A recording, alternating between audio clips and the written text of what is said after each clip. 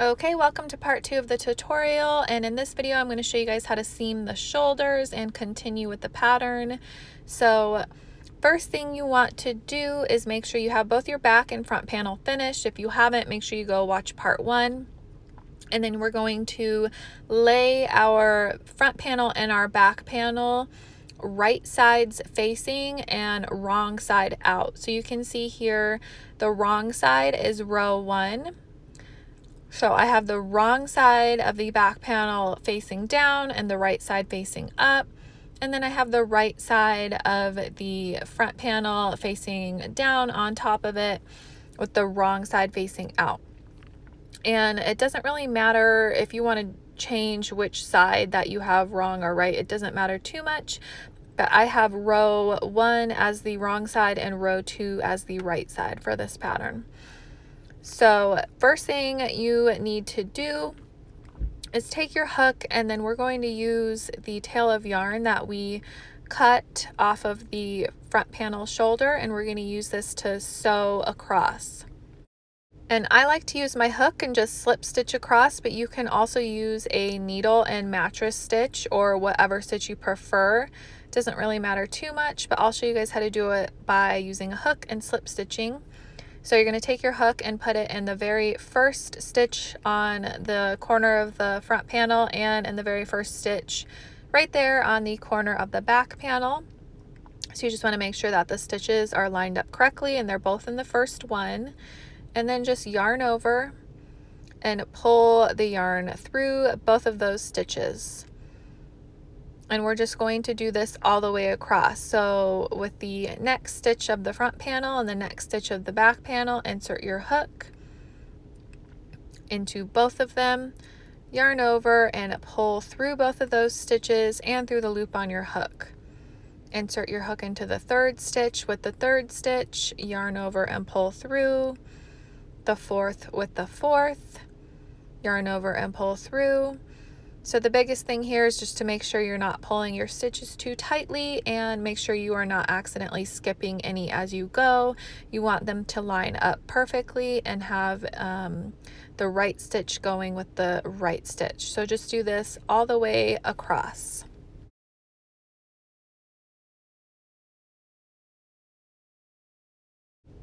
Okay, and I'm coming up on my last few stitches to slip stitch. So you should have worked all the way across, and then when you get to the last one, you can just yarn over and pull through. I had plenty of yarn left over, so you'll just want to make sure that you leave enough just to weave in. So you can go ahead and cut your yarn if your strand is too long like mine was, and then just pull it through. And then we're going to be repeating the same exact process on the other side. So you can see it leaves a nice seam on the outside of our hoodie. And then on the other side, we need to do the same thing, but because they are flipped or just opposite, our tail of our yarn on that front panel is on the inside of the panel now instead of on the outside like before. So for this part, you'll want to make sure that you count in the correct amount of stitches on the back panel. So this is a size small and I have 33 stitches at the top shoulder. So I will count in 33 stitches on the back panel so that I make sure that those line up. So I'll want my first stitch that I'm seaming be lined up correctly with the 33rd stitch of the back panel. That way when we sew across, our stitches will line up correctly. So just make sure you count in the correct amount of stitches for your size, and then you can insert your hook into the front panel and then insert it into that same stitch in the back panel. And then we'll just be doing the same exact thing, yarn over and pull through, and then we're just going to slip stitch all the way across. So then put your hook in the second stitches and then in the third and in the fourth, and just do this all the way across. And then when you get to the end, you can just do the same thing, yarn over and pull through your tail to tie off.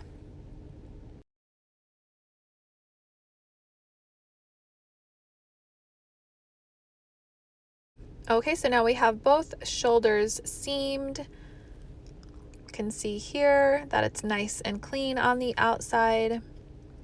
And what we're going to be doing next is seaming up the sides of our hoodie. So this is going to be the same exact way that we did the shoulder seams, except now you will be working through the sides of the rows. So you don't really have a stitch that we're working into, we're just working into the rows. And we're also going to be leaving a space open for our sleeves. So we're going to be leaving an armhole on each side, so you won't be seaming up the whole thing.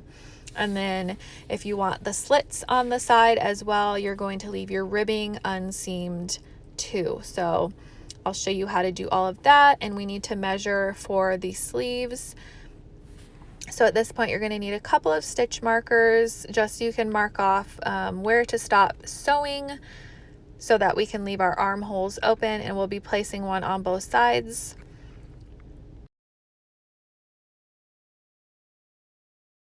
Okay, so first make sure that your sweater is still right sides facing and the wrong side out.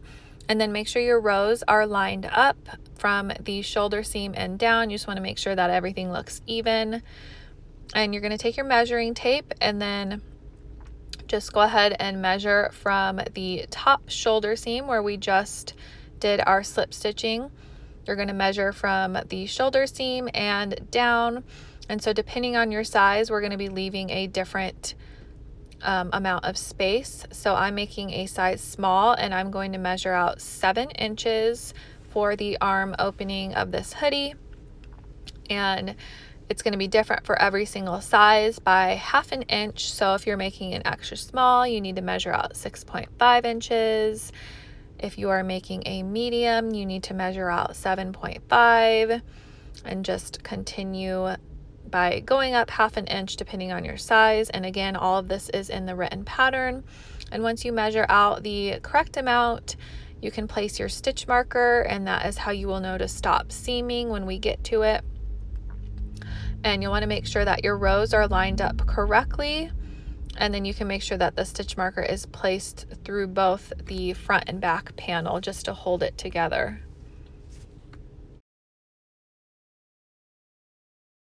So the space from the stitch marker and up to the shoulder seam will be left unworked, and we will eventually add our sleeves to this point later on in the pattern.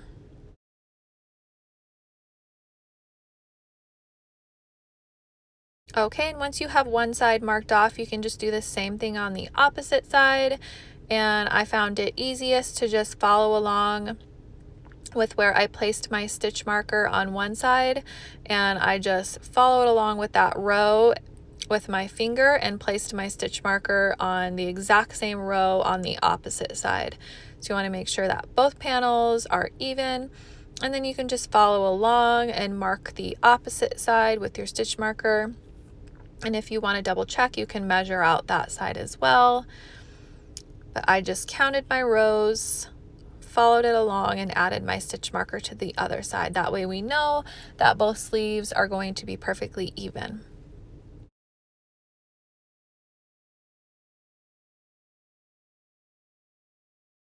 Okay, and once you have your stitch markers placed, I went ahead and just added a couple more. You don't have to do this part, but I did it just to make sure that my panels don't wiggle or move around on me, so that I can make sure everything is even. And just go ahead and make a slip knot and join it to your stitch marker. So this is right at the armpit area of our hoodie. So you can just insert it into the same spot that you put your stitch marker at, and then just slip stitch to join. So yarn over and then just pull it through both the panels and the loop on your hook. And now at this point, we're just going to be slip stitching all the way down the side of our top. And again, because we aren't working into the tops of stitches like we did at the shoulder seam, you're going to be working into the sides of the rows. So it might be a little bit more difficult to figure out where you want to put your hook, but I promise it is not important exactly where you place it. You can put it wherever you feel most comfortable, wherever it looks best to you. If you make a stitch and you think that it's spaced too far apart, you can always pull it out and play around with it a little bit. So you just want to make sure that you're doing it evenly as you go. So you'll want to kind of rotate your work every couple stitches and make sure that your rows are lined up. And I find that it's really easy to do with half double crochet stitches because it leaves that very distinct line. So you can just make sure that those lines on both outsides of your panels are lined up correctly, just so there's no puckering or unevenness with our top. And you're just going to do this all the way down the side until you reach the ribbing. So make sure you're not pulling too tightly, and you'll also want to make sure that you're not doing too few slip stitches because then your sides will pucker. So just try and evenly space your slip stitches out, and then when you're done with this side, you stop right above the ribbing if you want to keep your side slits. If you don't want side slits, you can just go ahead and continue to slip stitch all the way down, including the ribbing, and then tie off and repeat the same process on the opposite side. So once you finish this side, you can go ahead and do the exact same thing to the second side. Okay, so at this point you should have both your shoulders seamed as well as both sides of the top. And once you have all of it seamed up, you can turn your shirt correct side out. So this is how it is to be worn. So your seams are hidden on the inside now. And at this point, we are going to be doing the sleeves. So for this part, you need to join in your yarn again. So make a slip knot,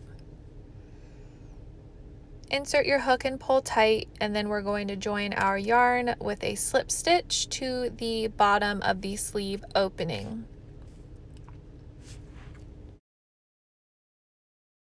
So it doesn't really matter too much where you put your hook for this part. I prefer to do mine at the very bottom, right to the left of the side seam. So you can just go ahead and insert your hook. And again, there's no actual stitches here. We're working into the ends of the rows. So put it wherever you think looks best. And then you can just yarn over and pull through, slip stitching to join, and then chain one and work your first half double crochet stitch in that very same spot.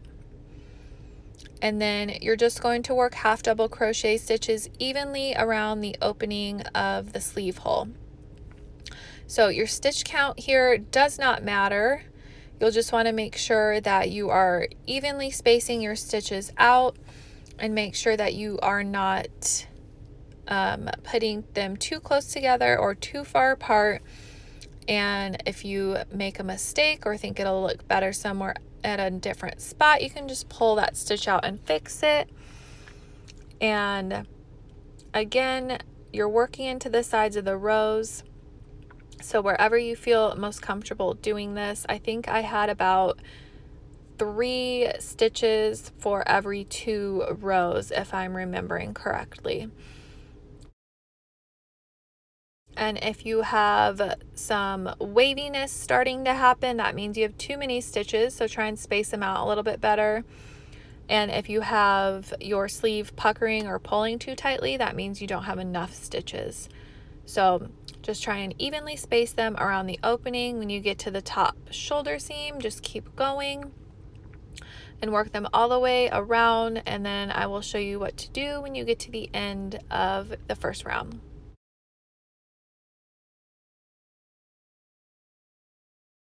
Okay, and I'm back around to the beginning, so you can kind of check your sleeve here and make sure it has a nice amount of stitches and that it's even on both sides and that there's no waviness or puckering. And then when you get to the beginning, we're just going to slip stitch to join in that first half double crochet stitch. So you can see our chain there, and then the first stitch that we made, just insert your hook into the top of that first stitch. And then just yarn over and pull through, slip stitching to join. And then here we're going to be chaining one and turning our work. So chain and turn. You will be turning after every round with the sleeves. So every single time you join, you're just going to chain and turn and work back the way that you came. And you'll be doing the same exact thing for every round. We're going to do 6 rounds, and After chaining 1, you're just going to work your first half double crochet stitch into the very first stitch, and then work half double crochet stitch into the next. So just work 1 half double crochet stitch in every single stitch around until you get back to the first stitch made of the round.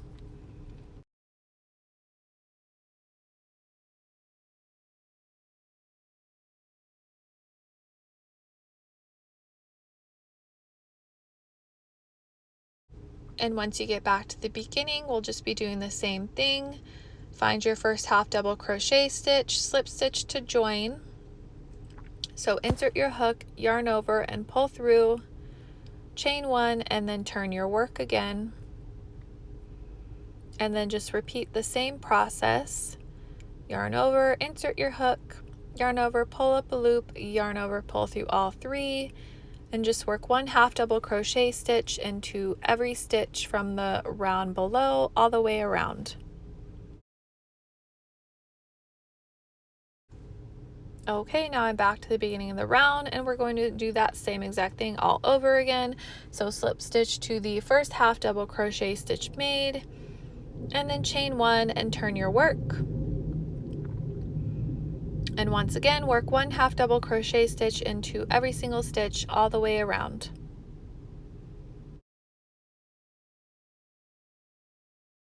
Okay, and we're back to the end of the round again. Insert your hook into the first stitch, yarn over, pull through, slip stitching to join, chain 1 and turn your work, and do the same thing again. Work 1 half double crochet stitch into every stitch around.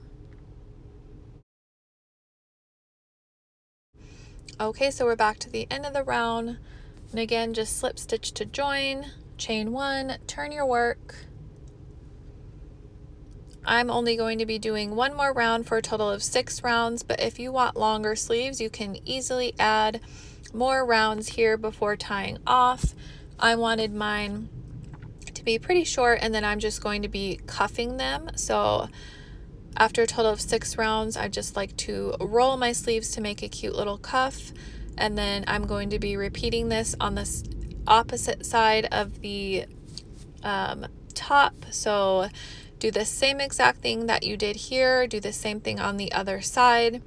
So repeat the same process and make sure you do the same amount of stitches on the first sleeve and the second sleeve, and also make sure that you have the same amount of rounds as well. So go ahead and do that, and then I will see you guys in part 3, where I will show you how to do all the trim and the hood.